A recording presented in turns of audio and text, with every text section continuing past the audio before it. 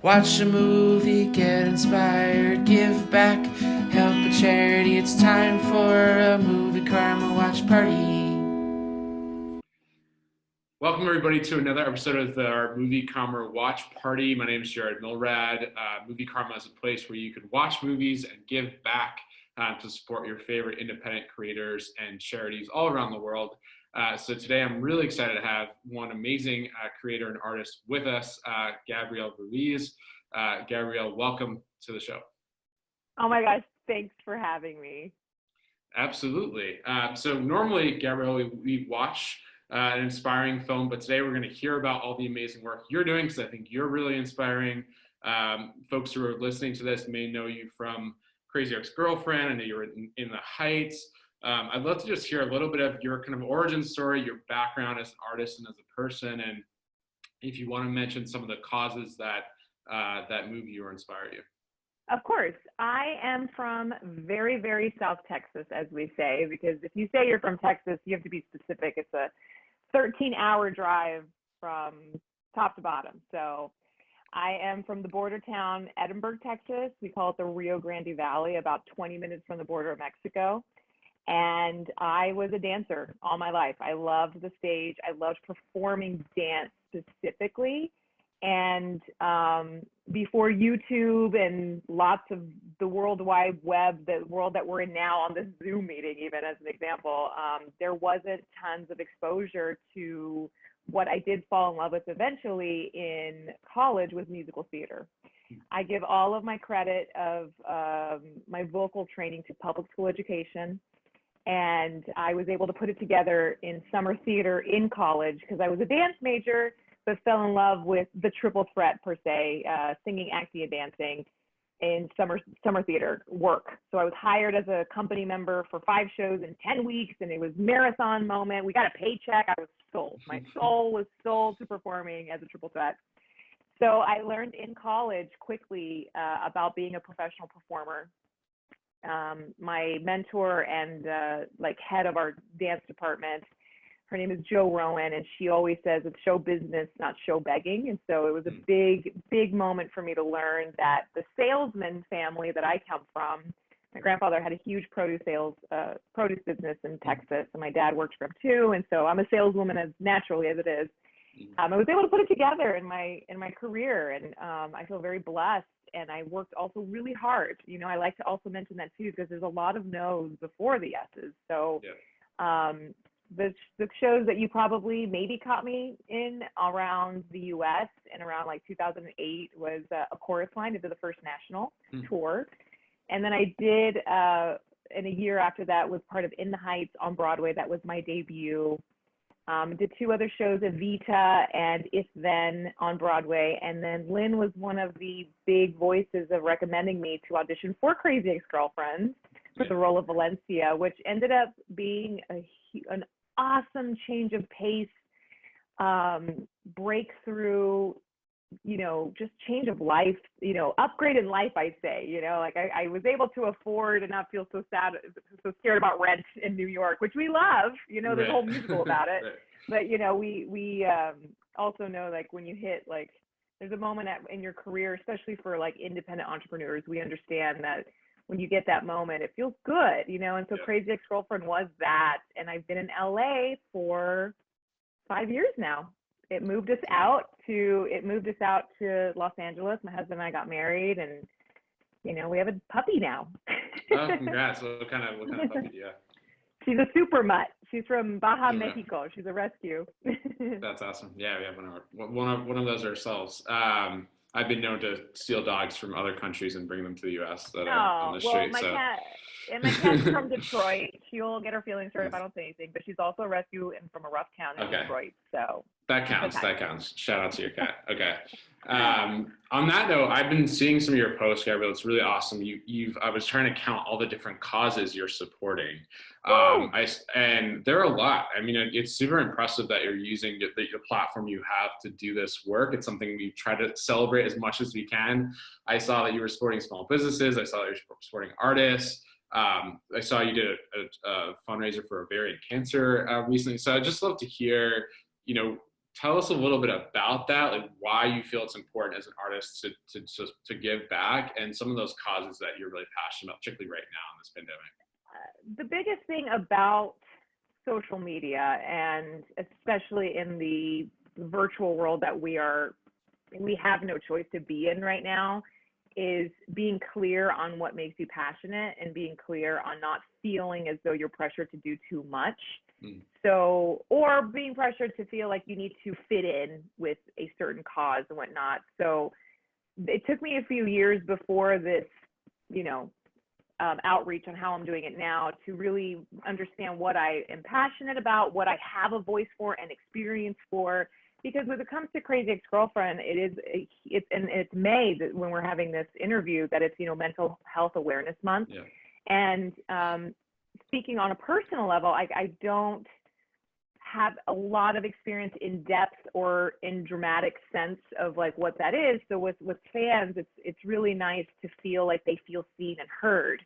So for me, sometimes it was kind of a struggle to just, I want to be an advocate, but I don't have a story. So like I was trying to figure out what my story was. And I mentioned it briefly that public school education is a huge passion and really gets my heart ticking, because I stayed a dance major in college because we learned how to teach dance. It's, the classes were called pedagogy, where you learn how to teach.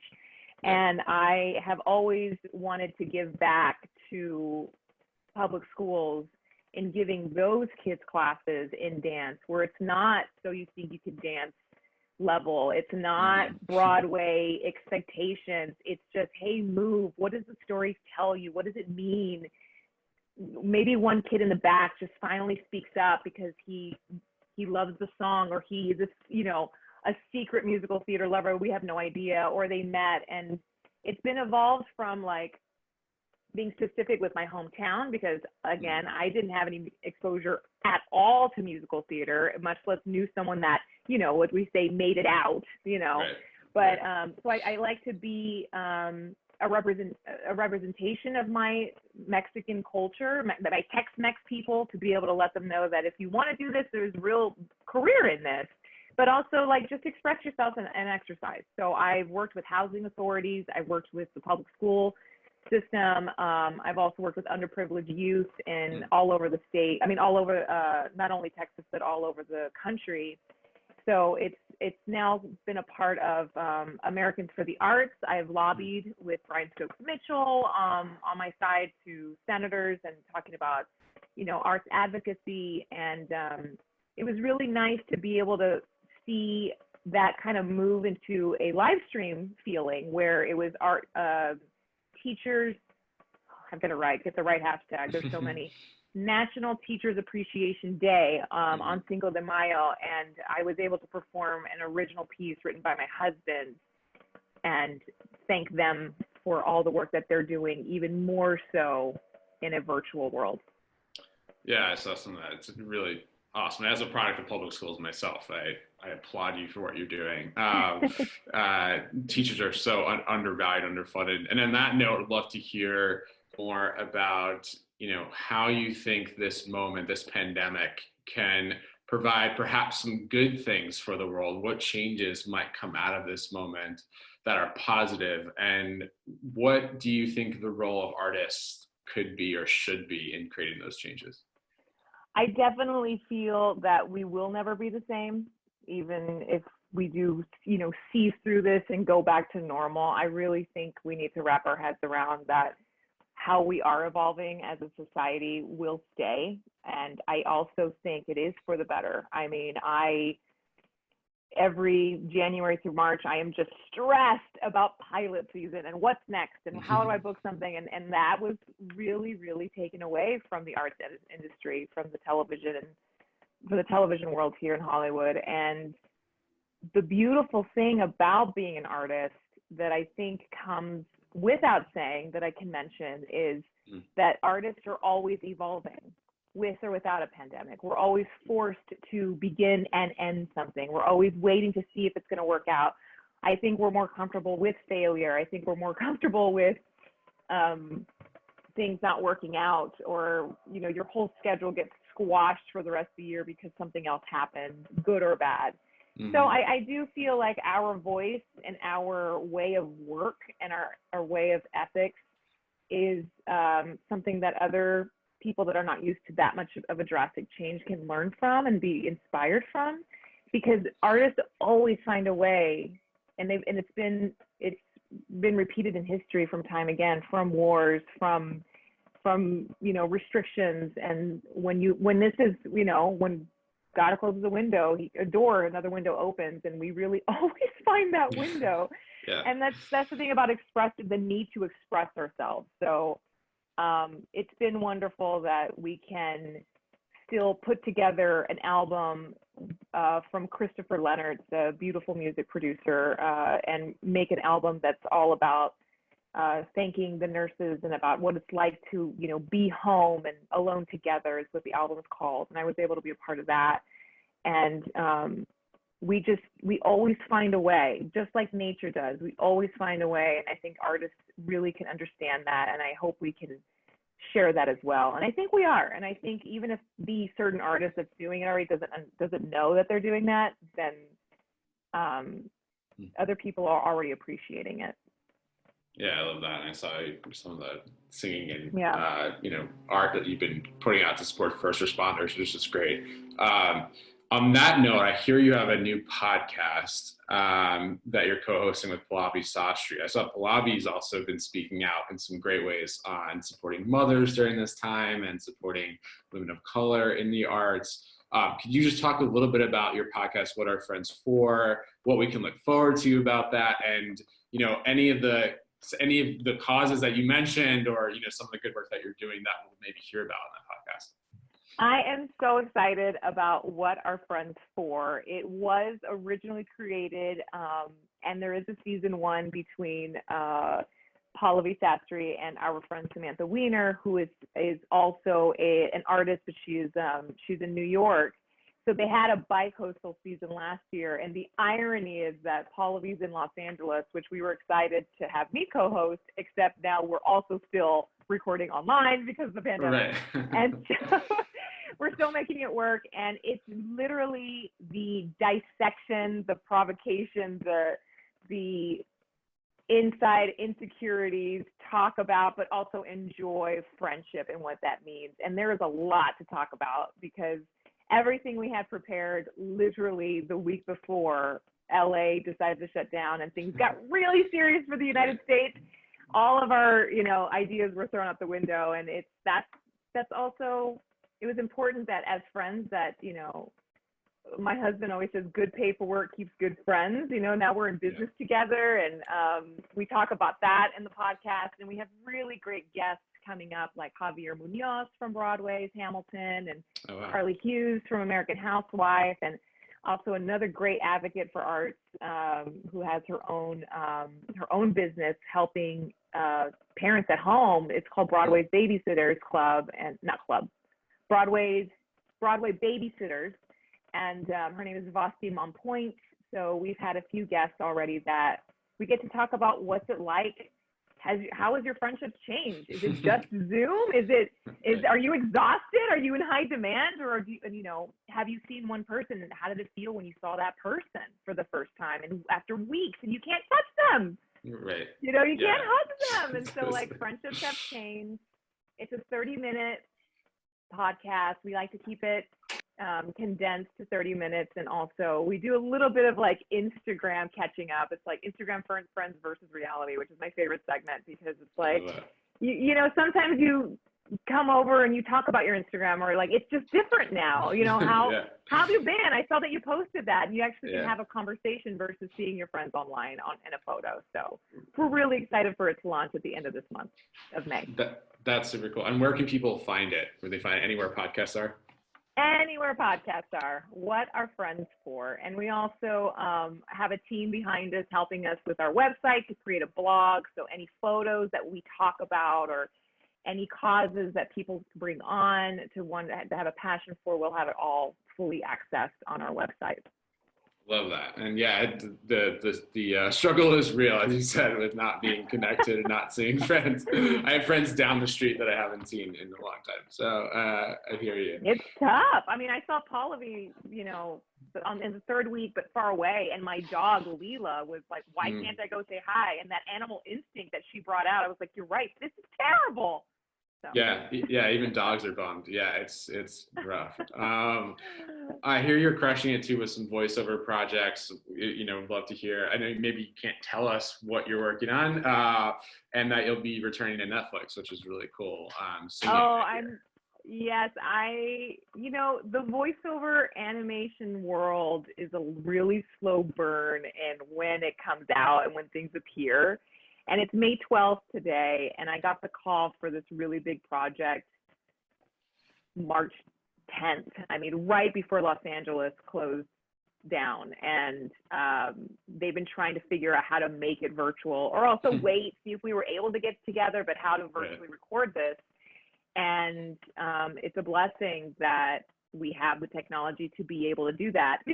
Versus the lawnmower that you might hear in the background, but like you can make it happen where this company can feel comfortable enough to put something out. But, I have to just say, I mean, the biggest hint I can give is that it's really super.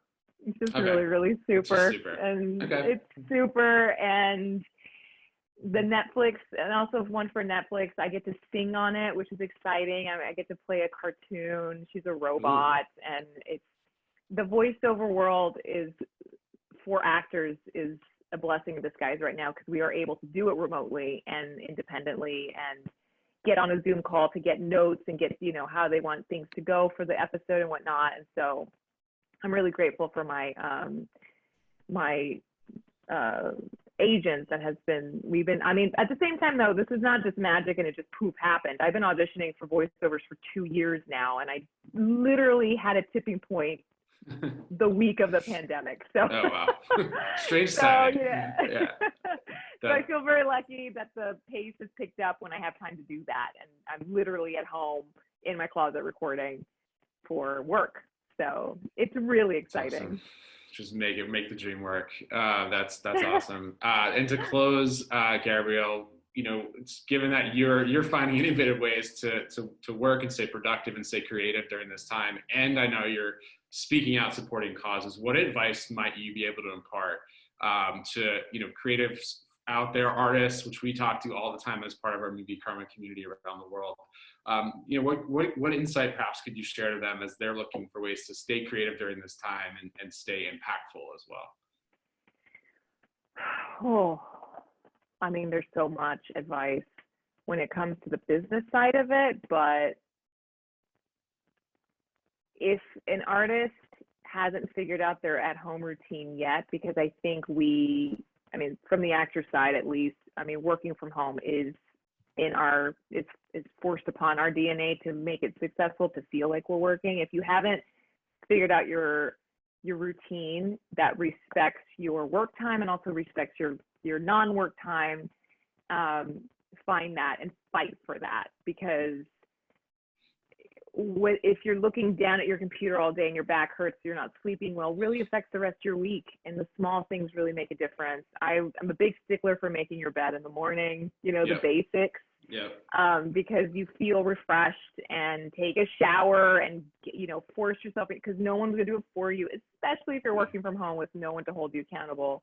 It's not accountability to stress upon. It's more just honoring yourself and honoring your craft. So you do have time to,